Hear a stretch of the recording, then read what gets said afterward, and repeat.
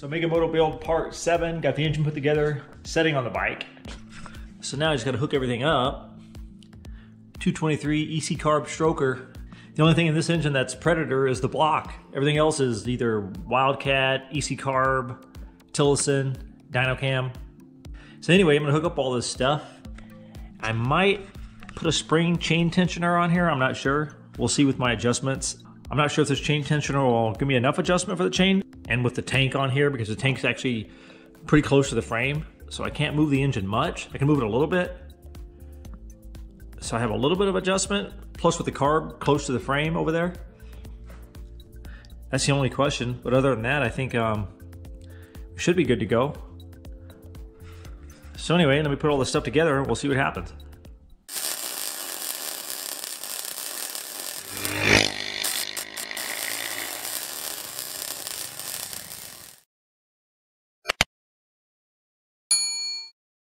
So let me see if I can get these motor mount bolts up under here. So that's one thing about it.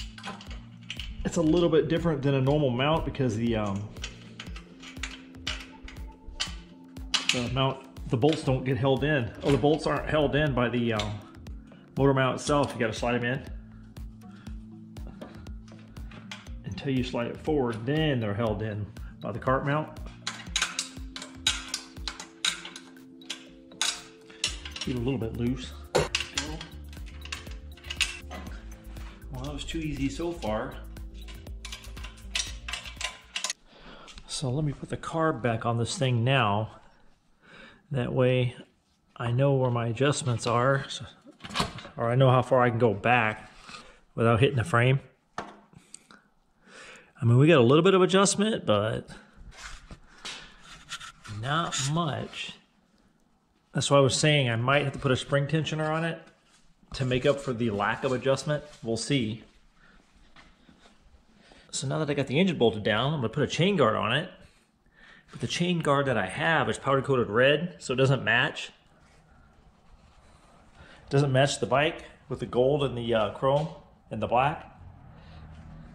So I'm gonna pull the powder coat off of this thing.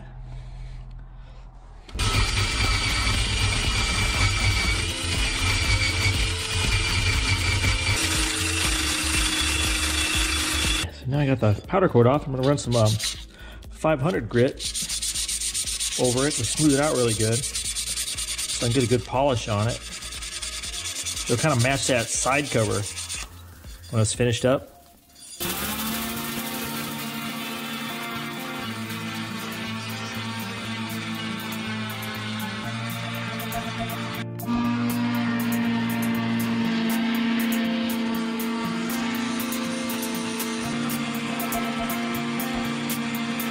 So after I got it all sanded down, I kind of like the brushed look better than the polished look, so I think I'm gonna leave it like that. I think that's 220 grit. Looks kind of cool. So anyway, I think I'll bolt it right there like that.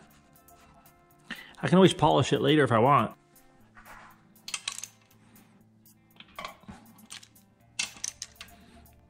All right.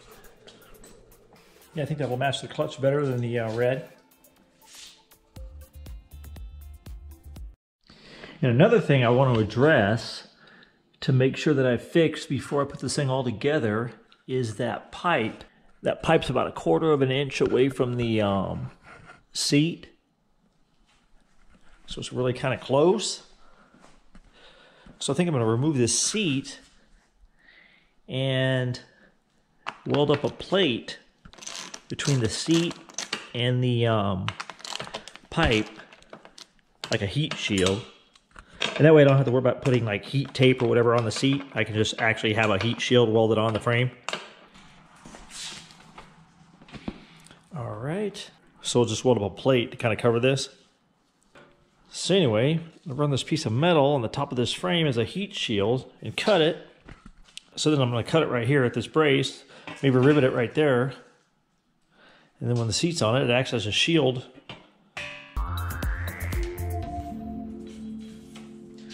Cut it right there.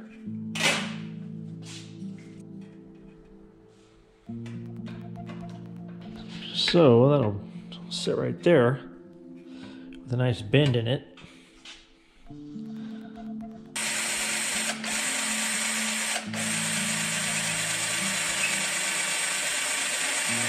So I'm going to rivet that on right there.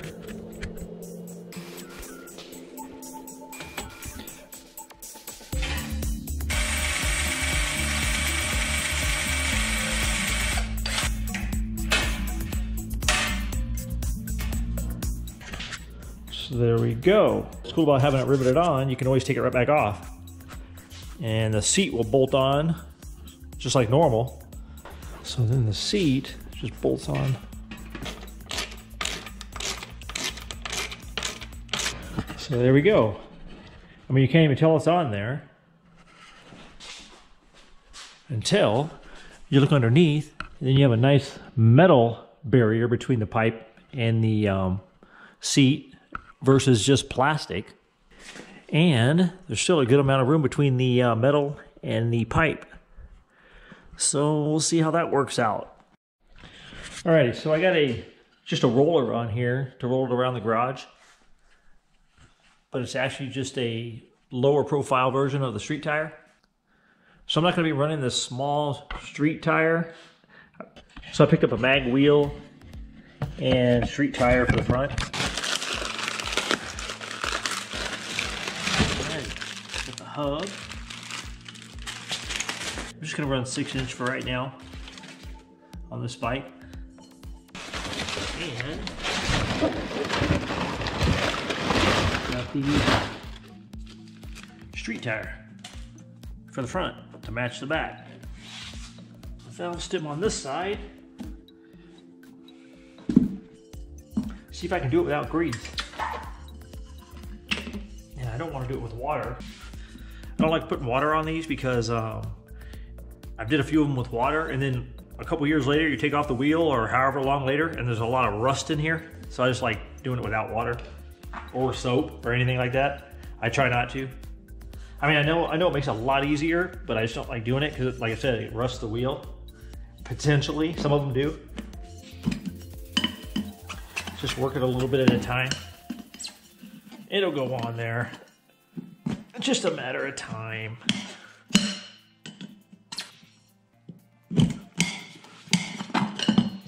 And I might have to use my little vice grip trick, but I'll use it with a rag so it doesn't scratch the wheel. These are the wheels I'm going to keep on here for a while. Let me use a rag on this one. Use a rag on it so it doesn't scratch the wheel. And then all right, there we go. Easy enough. Okay.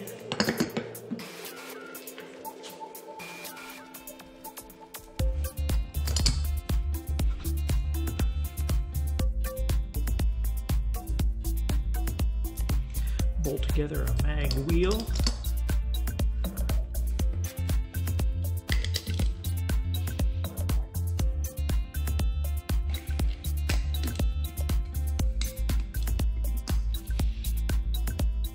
There we go, mag wheel. Alrighty, got the mag wheel on there. Looks pretty sweet. I think I'll leave these 6-inch wheels on here for right now. Maybe later on I'll add some bigger wheels. But for right now, they look pretty cool. Put some chain on this thing and line it up. Does not look like 120 links is long enough. Only comes to about the chain tensioner.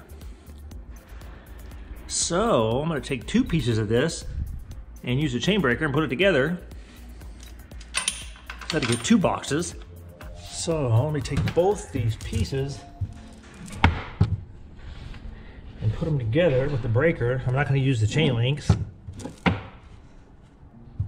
going to have to pop the middle link off and then connect them together.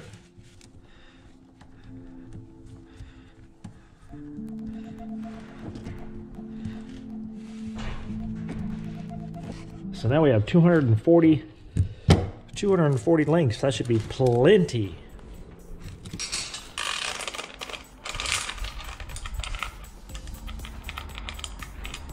So I'm going to see if this tensioner will give me enough adjustment, and if not, I'll make up a spring tensioner for it. All right, so we'll cut it about right there. We'll see if that's enough. Pop her together right there, and we'll see if that does it.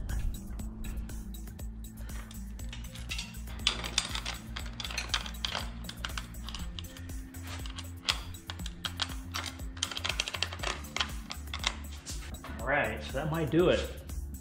So I tighten that up, because then I still have adjustment on the tensioner, and I might not have to put a spring tensioner on here. Just try to keep it as simple as possible. So let me tighten her down right there.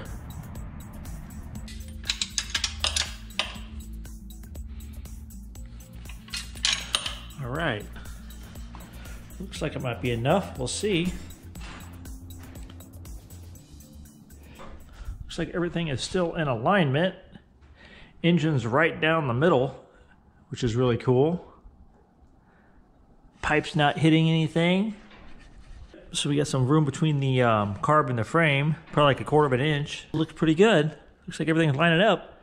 See if the factory tensioner is enough. It's got a decent amount of adjustment. So it wouldn't be a problem using the factory tensioner, because this chain is already pre-stretched. Alrighty, so now I want to hook up this throttle cable, but I'd like to keep this end on here.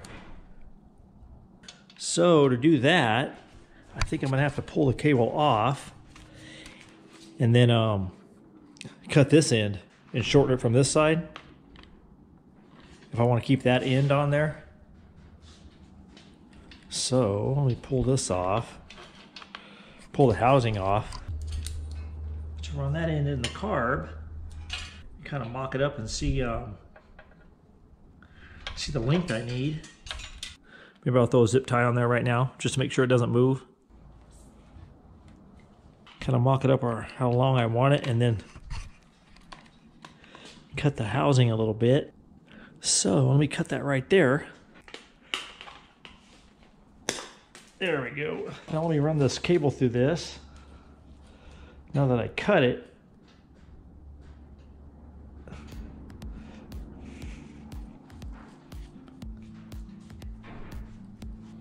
so anyway, now let me pull the top off this carb, and I'll run the cable through and then run 2 1/4 inches from the bottom of the plate here.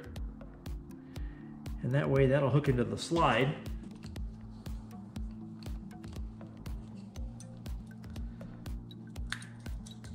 Right, now I can run this cable through the top plate and then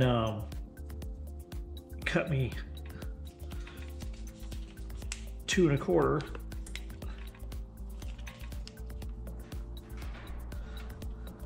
from the top plate, cut about 2 1/4 and then solder a tip on it about right there.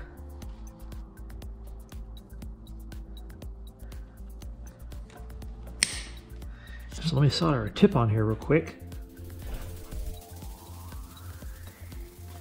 Okay, let me get this thing hot enough.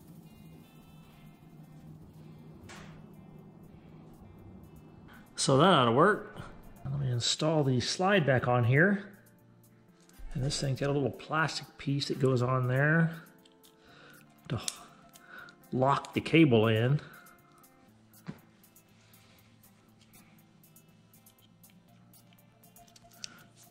Hopefully that'll do it.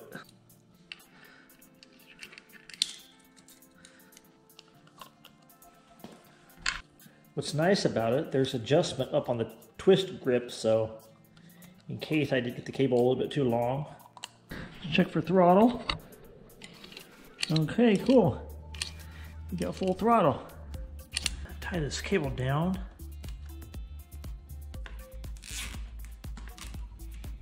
So I think I'm gonna run this cable, or this kill switch wire, along the cables here, and then tuck the excess up under there and tie it to the cable, and then run it down. That way you get a totally clean look. So I got the kill switch wire running along the throttle cable, so it looks nice and clean, and then down, and then along the brake cable so everything looks nice and clean, and then the kill switch wire tucked. So now I can just run it down the frame here, shrink wrap it, and it'll look nice and clean. Solder these together.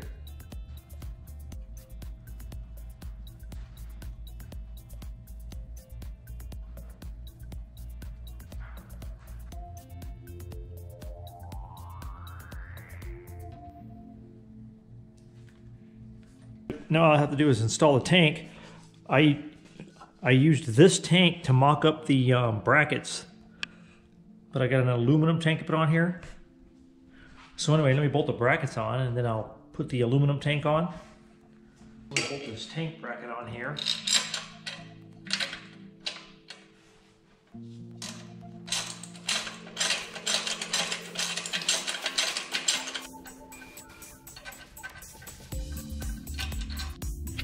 Okay, got the tank mounts on there.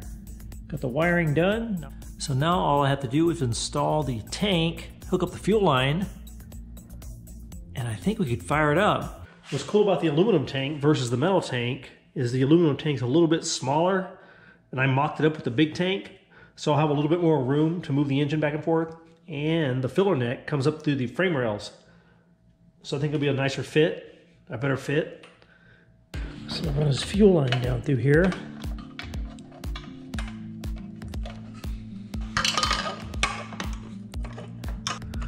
So I like the aluminum better too because the outlet's in the center versus down here. This gives me a lot more room. And you see the filler neck comes up through the frame rails, which is nice.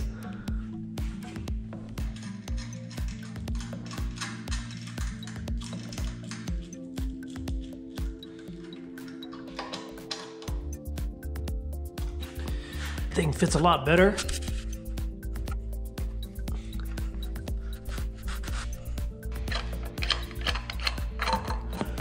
So it comes off, cool. So it's not too hard to get to.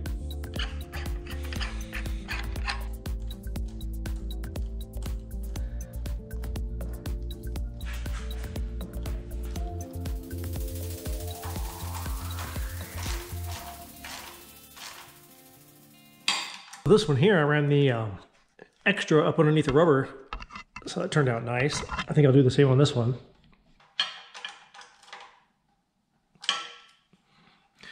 Plenty of room for adjustment between the frame and the tank now.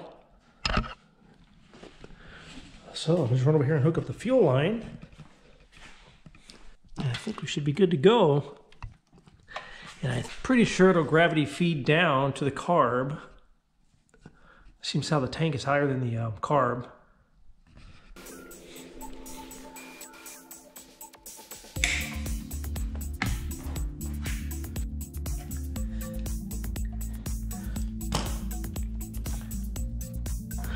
So that should do it to it. Yeah, everything looks like it fits pretty good.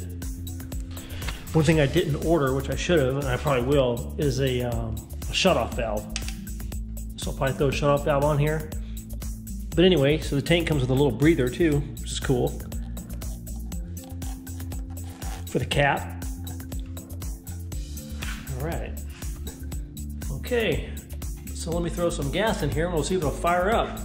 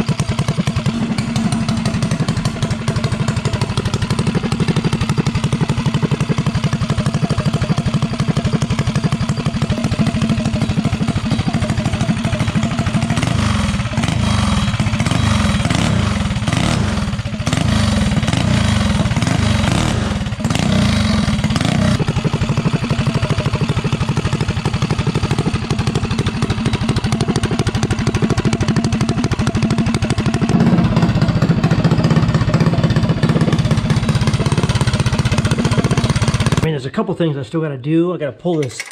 You got that vibrating on here. The bolt is sitting on there. I got to pull that off.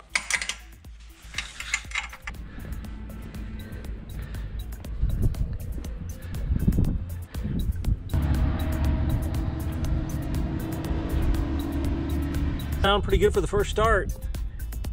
Probably end up having to rejet that carb. It has a 120 jet in it right now, so I'm not sure if that's big enough for this.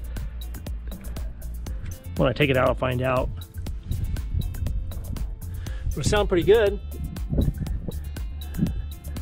Nothing blew up yet. Seems like the brake works nice. Mag wheel in the front looks cool. I like the handlebars. I thought they'd be kind of low, but they feel comfortable. Tank lid comes out in a pretty good spot.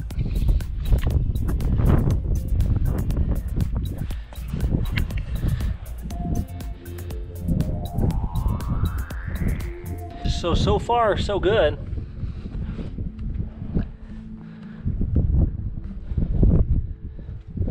Guess we won't know until we take it out.